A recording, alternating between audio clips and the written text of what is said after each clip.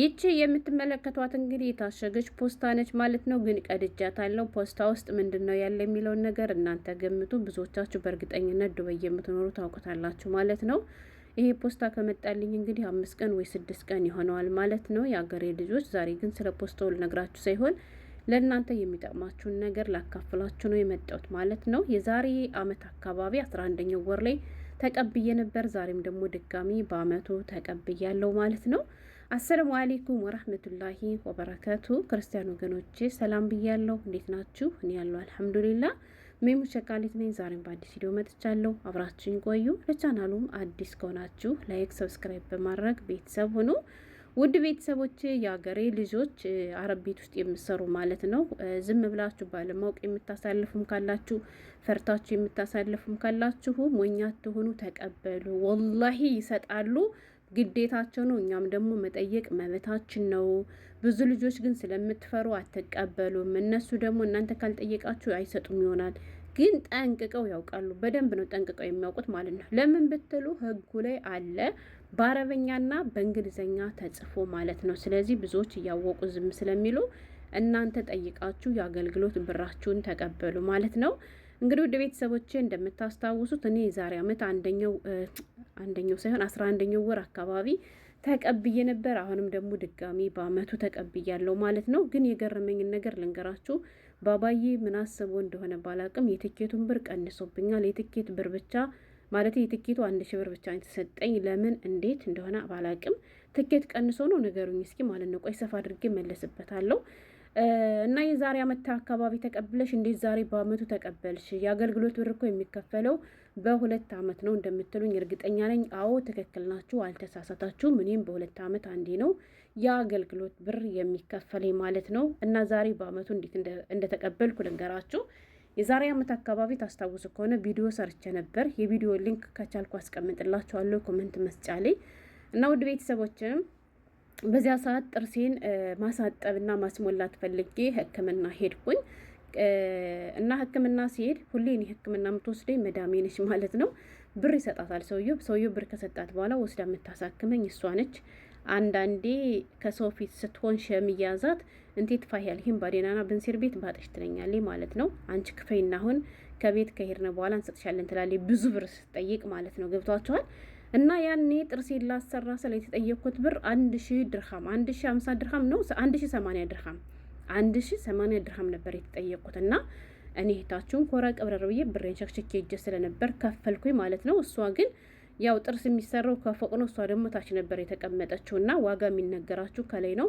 ስከፍል ይሄን ያክል ሲባል ደነገጠችና አንቺ ክፈይና ከቤት ከሄድኩ በኋላ ሰጥሻለሁ አለች ማለት ነው። እኔም እንደዛ ስትለኝ እንደማሰጠኝ ያወቅኩ። ለምን ከዛ በፊትም አድርጋኝ ስለምታውቅ ከሰውየው ትቀበላለች፣ የከፈለችልኝ ትመስልና ጸጥ ትላለች ማለት ነው። ወላሂ ከምሬ ነው የምላችሁ የአገሬ ልጆች።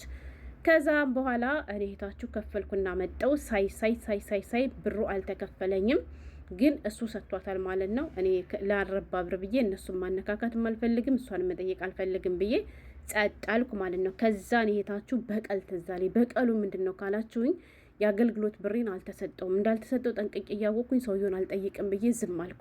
ለምንድን ነው ሰውየውን የማልጠይቀው? ሰውየው በብዙ ነገር ያግዘኛል። ሮመዳን ሲሆን ራሱ ከኔም አልፎ ለእናትሽና ለአባትሽ እያለ ማለት ነው ብር ይሰጠኛል። የሀገሬ ልጆች የዘካ ብር ወላይ። ስለዚህ ይሉንታ የሚባል ነገር አለ አይደለም። ብቻ ሰውየው ምርጥ ሰው ነው፣ ሁሌም እነግራቸዋለሁ። እና አንገት ለምን ተሰራ ዙሮ ለማየት ስለሚባል እሱ ብዙ ነገር እያደረገልኝ እኔ ለዚያ ብርም አልጠይቅም ብዬ ዝም ብዬ ነበር ማለት ነው። ከዛ ከአመት በኋላ እህታችሁ በጣቃዬን ያስኩኝና ባባ አልኩት። አንድ ቀን መስጊድ 10 ሰላት ቆይቶ ሲመለስ ነው የኔ ክፍሌ በሩ ጋር ስለሆነ ማለት ነው። ናም ባባ አለኝ። ከዛ በኋላ ለምንድን ነው ብሬን አልሰጠኸኝ አልኩት። አለኝ። አዎ ለምን እስከዛሬ አልጠየቅሽኝም አልኩት።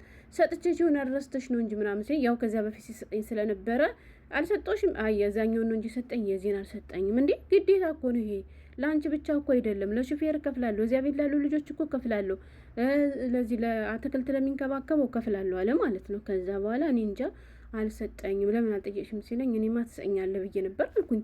ከዛ ኦኬ በሽፉር ጋር ባጥቻለኝ ማለት ነው። ወረቀቱን አይቼ ካልሰጦች ችግር የለም እሰጥሻለሁ፣ ቪዛሽ አልቋል ወይስ ገና ነሽ ሲለኝ አይ አላለቀም 1 አመት አለው አልኩት። ምክንያቱም የዛሬ አመት አካባቢ ስለነበረ።